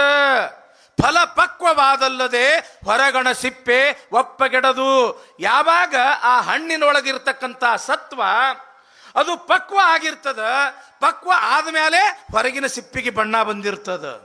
ಹಂಗ ಪ್ರಭುದೇವರೇ, ನಾನು ಕೂಡ ಆ ಹಣ್ಣು ಯಾವ ರೀತಿಯಾಗಿ ಪಕ್ವವಾಗಿದೆಯೋ ಪಕ್ವವಾಗಿರ್ತಕ್ಕಂಥವಳು. ಒಬ್ಬ ರಾಜನ ಸುಖದ ಸುಪ್ಪತ್ತಿಗೆಯನ್ನೆಲ್ಲ ತ್ಯಾಗ ಮಾಡಿ ಈ ಪ್ರಪಂಚದ ವೈಭೋಗಗಳ ಏನೂ ನನಗೆ ಬೇಕಾಗೇ ಇಲ್ಲ ಅಂತ ತಿಳ್ಕೊಂಡು ಹುಟ್ಟಿರ್ತಕ್ಕಂಥ ಸೀರೆ ಕುಪ್ಪಸಗಳನ್ನು ತ್ಯಾಗ ಮಾಡಿ ಕೂದಲುಗಳಿಂದ ಮೈ ಮುಚ್ಕೊಂಡು ಇಲ್ಲಿವರೆಗೂ ಕೂಡ ಬಂದಿನಿ ಅಂತಂದ್ರ ಈ ಹಣ್ಣು ಪಕ್ವ ಆಗ್ಯದಂತ ತಿಳ್ಕೊಳ್ಬೇಕು. ನಾನು ಆಧ್ಯಾತ್ಮಿಕ ಸಾಧನೆಯಿಂದ, ಶಿವಯೋಗ ಸಾಧನೆಯಿಂದ, ಸದ್ಗುಣ ಸದಾಚಾರದಿಂದ ನಾನು ಪರಿಶುದ್ಧಳಿದ್ದೇನೆ ಅಂತ ನೀವು ತಿಳ್ಕೊಳ್ಬೇಕು. ಆದ್ರೆ ಕೂದಲಾದ್ರೂ ಕೂಡ ಯಾಕ ಮೈ ಮುಚ್ಕೊಂಡು ಬಂದಿದ್ದೀ ಕೂದಲುಗಳು ಅಂತ ತಿಳ್ಕೊಂಡು ನೀವು ಕೇಳಿದ್ದೆ. ಆದ್ರೆ ಕಾಮನ ಮುದ್ರೆಯ ಕಂಡು ನಿಮಗೆ ನೋವಾದೀತೆಂದು ಆ ಭಾವದಿಂದ ಮುಚ್ಚಿದೆಯಲ್ಲದೆ ಬೇರೆ ಏನು ಕಾರಣ ಅಲ್ಲ. ಯಾವ ಕಾರಣಕ್ಕಾಗಿ ನನ್ನ ಶರೀರವನ್ನು ಮುಚ್ಕೊಂಡು ಬಂದಿನಿ ಅಂತಂದ್ರೆ, ಈ ಶರೀರದಲ್ಲಿ ಇರ್ತಕ್ಕಂಥ ಕಾಮನ ಮುದ್ರೆ ಈ ಪ್ರಪಂಚಕ್ಕೆ ತೋರಿಸಬಾರ್ದು. ಯಾಕ? ಮನಸ್ಸು ಅಪವಿತ್ರ ಆಗ್ತದ ಅನ್ನೋ ಕಾರಣಕ್ಕಾಗಿ. ನಾನೇನು ಪವಿತ್ರಳೆ, ನನ್ನ ಶರೀರವನ್ನು ಯಾಕೆ ಮುಚ್ಕೊಂಡು ಬಂದಿನಿ ಅಂತಂದ್ರೆ ನನ್ನ ಸಲುವಾಗಿ ಅಲ್ಲ, ನಿಮ್ಮ ಸಲುವಾಗಿ ಈ ಶರೀರವನ್ನು ಮುಚ್ಕೊಂಡು ಬಂದಿನಿ ಅಂತಾಳ ಅವಳು. ಕಾಮನ ಮುದ್ರೆಯ ಕಂಡು ನಿಮಗೆ ನೋವಾದಿತ್ತೆಂದು. ಮಹಾದೇವಿ ಅಂತಂದ್ರೆ ಗುರುಲಿಂಗ ದೇವರ ಶಿಷ್ಯಳು. ಅವಳಿಂದ ದೀಕ್ಷೆಯನ್ನ ಪಡ್ಕೊಂಡು ಅನುಗ್ರಹ ಪಡ್ಕೊಂಡವಳು. ಒಳ್ಳೆಯ ದಂಪತಿಗಳಾಗಿರ್ತಕ್ಕಂಥ ಯಾರು ತಂದೆ ತಾಯಿ ಹೆಸರೇನ್ರಿ? ಸುಮತಿ ನಿರ್ಮಲ ಶೆಟ್ಟಿಯ ಮಗಳಾಗಿ ಒಳ್ಳೆಯ ಧರ್ಮವಂತಳಾಗಿ ಇಂಥ ಅನುಭವ ಮಂಟಪಕ್ಕೆ ಬರಬೇಕಾಗಿತ್ತು ಅಂತಂದ್ರೆ ಯಾವ ರೀತಿಯಾಗಿ ಬರಬೇಕು ಎಂಬತಕ್ಕಂಥ ಸಾಮಾನ್ಯ ಜ್ಞಾನವೂ ಕೂಡ ಇಲ್ಲೇನೋ ಅಂತ ತಿಳ್ಕೊಂಡು ನಿಮ್ಮ ಮನಸ್ಸಿಗೆ ನೋವಾಗಬಾರ್ದು ಅಂತ ತಿಳ್ಕೊಂಡು ಈ ಕೂದಲುಗಳಿಂದ ಮೈ ಮುಚ್ಕೊಂಡಿನೇ ಹೊರತು ಮತ್ಯಾವ ಕಾರಣಕ್ಕಾಗಿಯೂ ಕೂಡ ಅಲ್ಲ ಅಂತಳ ಮಹಾದೇವಿ. ಇಂಥ ಒಂದಲ್ಲ ಎರಡಲ್ಲ 108 ಪ್ರಶ್ನೆಗಳನ್ನು ಕೇಳ್ತಾರೆ. ಸಾಕಷ್ಟು ಪ್ರಶ್ನೆಗಳದಾವ. ಅದನ್ನು ಹೇಳಬೇಕು ಅಂತಂದ್ರೆ ಒಂದು ದಿವಸ ನಮಗೆ ಇಲ್ಲಿ ಸಾಲೋದಿಲ್ಲ. ಸುಮ್ಮನೆ 1-2 ವಚನಗಳನ್ನು ಹೇಳಿದ್ದೇನೆ. ಯಾವಾಗ ಇಂತಿಂಥ ಕಠಿಣ ಪ್ರಶ್ನೆಗಳನ್ನು ಕೇಳ್ತಾರ ಅದಕ್ಕೆ ಸಮರ್ಥವಾಗಿರ್ತಕ್ಕಂಥ ಉತ್ತರ ಕೊಡ್ತಾಳ ಮಹಾದೇವಿ. ಆವಾಗ ಅಲ್ಲಮ ಪ್ರಭುದೇವರಂತಾರ, ಇದು ಲೇಸಾಯಿತ್ತು. ತುಂಬಿದ ಲೆಕ್ಕಕ್ಕೆ ಮತ್ತೊಂದು ಕಡೆಗಾಣಿಸುವಂತೆ, ಸ್ಥಾಣುವಿನ ಮರೆಯ ಚೋರನಂತೆ ಎಲ್ಲಿ ನೋಡಿದೊಡೆಯೋ ಗುಹೇಶ್ವರನೆಂಬ ಭಾವ ಒಂದಾಯಿತ್ತು. ಶರಣು ಶರಣಾರ್ಥಿಯಲೆ ತಾಯೇ, ಶರಣು ಶರಣಾರ್ಥಿ ಅಂದರು ನೋಡ್ರಿ. ಮಹಾದೇವಿ ವಯಸ್ಸಿನಾಗ ಸಣ್ಣವಳವ ನೀನು, ಆದ್ರ ಜ್ಞಾನದೊಳಗ ನನಕ್ಕಿಂತ ದೊಡ್ಡವಳು. ತುಂಬಿದ ಲೆಕ್ಕಕ್ಕೆ ಮತ್ತೊಂದು ಕಡೆಗಾಣಿಸುವಂತೆ. ನೋಡ್ರಿ ನಮ್ಮ ಶರಣರ ವಚನಗಳು ಎಷ್ಟು ಅದ್ಭುತ. ಈಗ ನಮ್ಮ ಎಲ್ಲಪ್ಪಗೆ ಕೇಳ್ತೀನಿ, ತಮ್ಮ 10 ಕೂಡಿಸೋರು ಎಷ್ಟು? 20. ಇವರಿಗೆ ಕೇಳ್ತೀನಿ 10 ಕೂಡಿಸೋರು ಎಷ್ಟು? 20. ನಿಮಗೆ ಕೂಡ ಕೇಳ್ತೀನಿ 10 ಕೂಡಿಸಿದ್ರೆ, ಇವರಿಗೆ ಕೇಳಿದ್ರು 10 ಕೂಡಿಸಿದ್ರೆ, 1000 ಅಲ್ಲ, ಲಕ್ಷ ಅಲ್ಲ, ಕೋಟಿ ಮಂದಿಗೆ ಕೇಳಿದ್ರು ಸಹಿತ 10 ಕೂಡಿದ್ರ 20 ಅನ್ನೋದು ಹೆಂಗ ಸರಿಯಾದ ಉತ್ತರವೋ ಹಂಗ 100 ಅಲ್ಲ 1000 ಪ್ರಶ್ನೆ ಕೇಳಿದ್ರು ಕೂಡ ತಾಯಿ ನೀ ಸರಿಯಾದ ಉತ್ತರನೇ ಕೊಡ್ತಿ, ನೀ ದೊಡ್ಡವಳು ಅಂತ ತಿಳ್ಕೊಂಡು ಶೂನ್ಯ ಪೀಠದಿಂದ ಇಳಿದು ಅಕ್ಕ ಮಹಾದೇವಿಗೆ ಸಾಷ್ಟಾಂಗ ನಮಸ್ಕಾರ ಮಾಡ್ತಾರೆ. ಯಾರು? ಅಲ್ಲಮ ಪ್ರಭುದೇವರು. ಅಲ್ಲಮ ಪ್ರಭುದೇವರು ಸಾಮಾನ್ಯರೇನು? ಮಾಯೆಯನ್ನ ಗೆದ್ದಿರ್ತಕ್ಕಂಥ ಮಹಾನ್ ಯೋಗಿ, ಶೂನ್ಯ ಪೀಠದ ಅಧಿಪತಿ. ಒಬ್ಬ 16 ವಯಸ್ಸಿನ ಆ ಮಹಾದೇವಿಗೆ ಶೂನ್ಯ ಪೀಠದಿಂದ ಇಳಿದು ಬಂದು ನೀ ನನಗಿಂತಲೂ ದೊಡ್ಡವಳು ಅಂತ ತಿಳ್ಕೊಂಡು ನಮಸ್ಕಾರ ಮಾಡ್ತಾಳ ಅಂತಂದ್ರ, ಯವ್ವಾ ಮಹಾದೇವಿ ಎಂಥವಳು. ಮಹಾದೇವಿ ಅಂತಂದ್ರೇನು? ನೀವು ಎಂಥವರು, ಹೆಣ್ಣು ಮಕ್ಕಳು ಎಂಥವರು, ಸಾಮಾನ್ಯರೇನು? ಹೆಣ್ಣು ಅಂತಂದ್ರೆ ಸಾಮಾನ್ಯ ಅಲ್ಲ, ಎಂಥ ಶಕ್ತಿ ಇರ್ತದ ಅನ್ನೋದಕ್ಕ ಅನುಭವ ಮಂಟಪ ಇವತ್ತು ಇಲ್ಲಿ ಸಾಕ್ಷಿಯಾಗಕತ್ತದ. ಯಾವಾಗ ಅಲ್ಲಮ ಪ್ರಭುದೇವರೇ ಸಾಷ್ಟಾಂಗ ನಮಸ್ಕಾರ ಮಾಡಿದ್ರು, ಅಲ್ಲಿ ಇರ್ತಕ್ಕಂಥ 770 ಶರಣೀರೆಲ್ಲರೂ ಕೂಡ ಅಕ್ಕ ಮಹಾದೇವಿಗೆ ಸಾಷ್ಟಾಂಗ ನಮಸ್ಕಾರವನ್ನ ಮಾಡಿದ್ರು. ಚನ್ನಬಸವಣ್ಣವರಂತಾರ, ಆದ್ಯರ 60 ವಚನಕ್ಕೆ ದಂಡನಾಯಕರ 20 ವಚನ, ದಂಡನಾಯಕರ 20 ವಚನಕ್ಕೆ ಪ್ರಭುದೇವರ 10 ವಚನ, ಪ್ರಭುದೇವರ 10 ವಚನಕ್ಕೆ ಅಜಗಣ್ಣನ 5 ವಚನ, ಅಜಗಣ್ಣನ 5 ವಚನಕ್ಕೆ ಮಹಾದೇವಿ ಅಕ್ಕಳ 1 ವಚನ ನಿರ್ವಚನ ಕಾಣ. ನೋಡ್ರಿ, ಚನ್ನಬಸವಣ್ಣವರಂತಾರ ಮಹಾದೇವಿಯ ಅಕ್ಕನ 1 ವಚನ ನಿರ್ವಚನ. ಏನು ಪುರಾತನರು ಬಸವಾದಿ ಪ್ರಮತರು ಏನೇನು ವಚನಗಳ ಬರೆದಾರಲ್ಲ, ಏನು ಅವರಲ್ಲಿ ಇರ್ತಕ್ಕಂಥ ಜ್ಞಾನ ಅದ ಅಲ್ಲ, ಎಲ್ಲರಿಗಿಂತ ಹೆಚ್ಚಿನ ಜ್ಞಾನ ಮಹಾದೇವಿ ಅಕ್ಕ ನಿನ್ನ ಜ್ಞಾನ ಅಂತ ತಿಳ್ಕೊಂಡು ಯಾವಾಗ ಚನ್ನಬಸವಣ್ಣವ್ರು ಹೇಳಿದ್ರೋ, ಅಲ್ಲೇ ಇರ್ತಕ್ಕಂಥ ಸೊನ್ನಲಾಪುರದ ಸಿದ್ದರಾಮೇಶ್ವರರು ಹೇಳ್ತಾರ, ಹೆಣ್ಣು ಹೆಣ್ಣಲ್ಲ, ಹೆಣ್ಣು ರಕ್ಕಸಿಯಲ್ಲ, ಹೆಣ್ಣು ಸಾಕ್ಷಾತ್ ಕಪಿಲ ಸಿದ್ಧ ಮಲ್ಲಿಕಾರ್ಜುನ. ಹೆಣ್ಣು ಅಂತಂದ್ರೆ ಈ ಪ್ರಪಂಚದ ಜನ ಏನೋ ಸಾಮಾನ್ಯಳು ಅಂತ ತಿಳ್ಕೊಂಡಾರ, ಮಕ್ಕಳನ್ನ ಹೆರ್ತಕ್ಕಂಥ ಯಂತ್ರ ಅಂತ ತಿಳ್ಕೊಂಡಾರ, ಸೇವೆಯನ್ನ ಮಾಡ್ತಕ್ಕಂಥ ಆಳು ಅಥವಾ ದಾಸಿ ಅಂತ ತಿಳ್ಕೊಂಡಾರ. ಆದ್ರ ಗಂಡಿಗಿಂತ ಹೆಣ್ಣು ಸಾಮಾನ್ಯಳಲ್ಲ, ಗಂಡಿನಷ್ಟೇ ಸಮರ್ಥಳು ಎಂಬತಕ್ಕಂಥದ್ದನ್ನ ಮಹಾದೇವಿ ಈ ಅನುಭವ ಮಂಟಪದೊಳಗೆ ಮಾಡಿ ತೋರಿಸಿದ್ರು ಅಂತ ತಿಳ್ಕೊಂಡು ಎಲ್ಲ ಶರಣೀಯರು, ಅದರಲ್ಲಿ ವಿಶ್ವಗುರು ಬಸವಣ್ಣನವರಂತಾರೆ, ಹೆಂಗೂಸಿ ನಂಗವ ನೋಡಿರೆ ಪುರಾತನರು, ಬಾಲತನದಂಗವ ನೋಡಿರೆ ಪುರಾತನರು, ಬ್ರಹ್ಮವನಾಚರಿಸಿ ತನ್ನ ಮರೆದಿಪ್ಪ ನೋಡಿರೆ ಲಿಂಗವಂತರು, ತನ್ನಲ್ಲಿ ತಾನು ನಿಶ್ಚಯವಾಗಿ ಭಾಷೆ ಬೀಸರ ಒಗದೆ ಇಪ್ಪ ಇರುವು ಕೂಡಲ ಸಂಗಮ ದೇವರಲ್ಲಿ ನಮ್ಮ ಮಹಾದೇವಿ ಅಕ್ಕಂಗಾಯಿತ್ತು. ಮಹಾದೇವಿ ಅವ್ವ ನೀನು ದೊಡ್ಡವಳವ, ಎಷ್ಟು ದೊಡ್ಡವಳು ಅಂತಂದ್ರ ಏನು ಈ ಪ್ರಪಂಚ ಅದಲ್ಲ, ಈ ಪ್ರಪಂಚದ ಜನರಿಗೆ ನೀನೇನದಿಯಲ್ಲ, ಈ ಪ್ರಪಂಚದ ಎಲ್ಲಾ ಜನರಿಗೂ ಕೂಡ ನೀನು ಅಕ್ಕಳ ಸ್ವರೂಪಳು ಅಂತ ತಿಳ್ಕೊಂಡು ಮಹಾದೇವಿಗೆ ಅಕ್ಕ ಮಹಾದೇವಿ ಅಂತ ಬಿರುದನ್ನು ಕೊಟ್ಟರು ವಿಶ್ವಗುರು ಬಸವಣ್ಣನವರು. ನೋಡ್ರಿವಾ, ಮಹಾದೇವಿಗೆ ಅಕ್ಕ ಅನ್ನೋ ಬಿರುದು ಬರಬೇಕಾಗಿತ್ತು ಅಂತಂದ್ರ ಸಾಮಾನ್ಯವಾಗಿ ಬರಲಿಲ್ಲ. ಇಷ್ಟೊಂದು ತಪಸ್ಸು, ಇಷ್ಟೊಂದು ಪರೀಕ್ಷೆ. ಬಸವಣ್ಣನವರಿಗೆ ಅಣ್ಣ ಬಸವಣ್ಣ ಎಂಬತಕ್ಕಂಥ ಬಿರುದು ಬರಬೇಕಾಗಿತ್ತು ಅಂತಂದ್ರ ಹಂಗ ಬರಲಿಲ್ಲ. ಏನದು? ಭಕ್ತಿಯ ಭಾಂಡಾರಿಯಾದ, ಜ್ಞಾನದ ಖಣಿಯಾದ, ಸಾಮರಸ್ಯದ ಸಾರವಾದ, ಹೌದಲ್ಲ?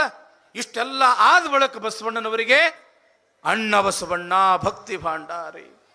ಪ್ರಭುದೇವರಿಗೆ ಅಲ್ಲಮ ಪ್ರಭುದೇವರು ಅಂತ ಹೆಸರು ಬರಬೇಕಾಗಿತ್ತು ಅಂತಂದ್ರ ಹಂಗ ಬರಲಿಲ್ಲ.